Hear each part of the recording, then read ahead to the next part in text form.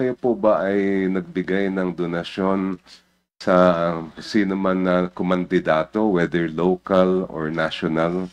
Yes po, Your Honor. Kanino po yon? Kay Senator Cheese po.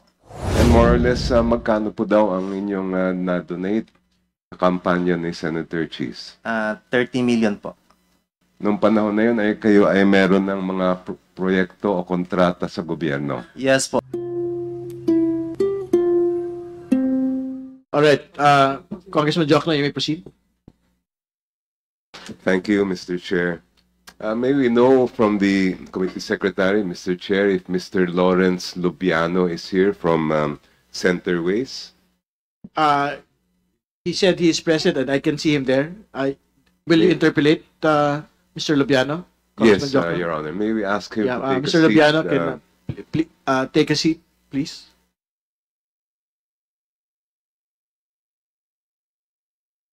Good afternoon, Your Honors. May we also verify if Mr. Lubiano has already been placed under oath? We confirm that he has taken his oath earlier together with the other contractors, Your Honor. Thank you, Mr. Chair. Kayo po ang presidente ng Centerways Construction and Development Incorporated, Mr. Lubiano. Yes po, Your Honor. Kailan pa po kayo naging pangulo ng kumpanyang yan? Since 2009 po. So you are familiar with the government contracts that your company has entered into since Yes, the po. time you are a president? Yes po, Your Honor. More or less since 2022 hanggang ngayon po, mga ilan ang government contracts ng Centerways as far as you know? Sa government yung na mga nabid po namin, nasa, I think, from 2022 to 2020, nasa 80 po. More or less Yes around po, more or less 80 po. projects. Yes po. Thank you. Saan-saan lugar itong mga proyektong ito? More on Bicol po. Bicol. Yes, po. Where in Bicol specifically, sir? Sorsogon, Your Honor. Meron kayo sa Sorsogon. Yes po. Meron din po kayo sa ibang mga lugar sa Bicol? Yes po, depende po sa napapanalunan namin po sa bidding. Can you recall the places aside from Sorsogon? So, may Kamsur din po. May depende po sa napapanalunan po namin. Pero mostly in Bicol po. Yes, you have some in Albay. Is that correct? Yes po, yes po. 2001, I think. Some in Camarines Sur. Yes po, yes po. Also some in other provinces like Cebu and Masbate.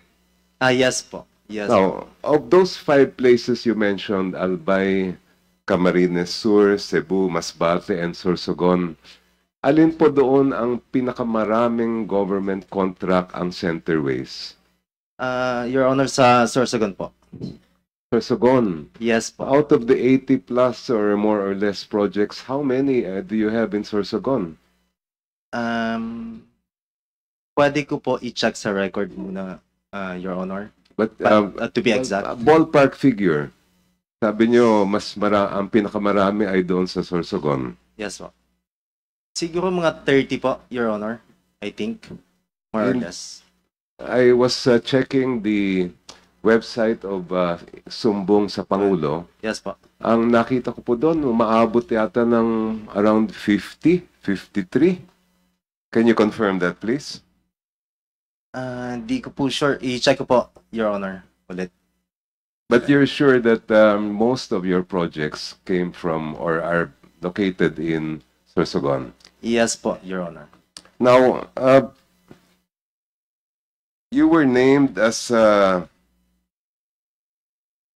let me just rephrase that question.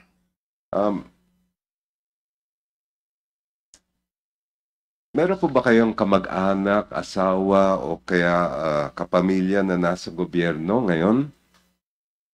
Yes po, Your Honor. Sino po sila at ano ang kanilang posisyon? Po? Sino po sila? Yung sinasabi niyong kamag-anak ninyo. Kapatid ko po, Your Honor. And what is his position in government?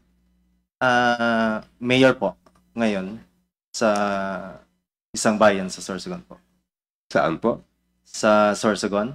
Sa Sorsogon. Sorry. Aside from your brother or is that sister? Wala po akong sister. Sino pa po? Maliban Brother doon. ko po, city councilor din po sa Sorsogon. Maliban doon sa dalawang nabanggit ninyo, meron pa ba kayong ibang kamag-anak Wala na na po. nasa government? Sa pagkakaalam ko po, wala na po.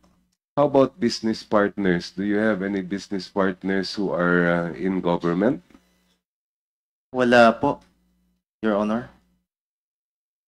In the last elections, last two cycles of elections, 2022 and 2025, kayo po ba ay nagbigay ng donasyon sa sino man na kumandidato, whether local or national, sa huli mga eleksyon?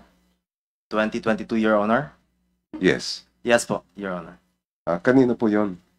Kay Senator Cheese po. Escudero.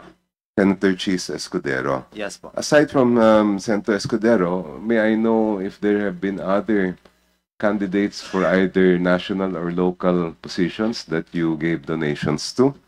Wala na po, Your Honor. And more or less, magkano po daw ang inyong na-donate sa kampanya ni Senator Cheese? 30 million po, Your Honor. 30 million pesos, yes. Yes, This was during the time that you already had government projects. Is that right?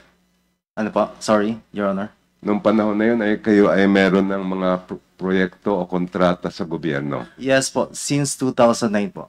Oh, thank you. No more questions, Mr. Chair. Thank you po. Your Honor, personally ko po donation or nag-donate po ako kay Senator Cheese yung 30 million. Hindi po galing sa company yon, galing po yun sa akin as a personal individual po. Thank you.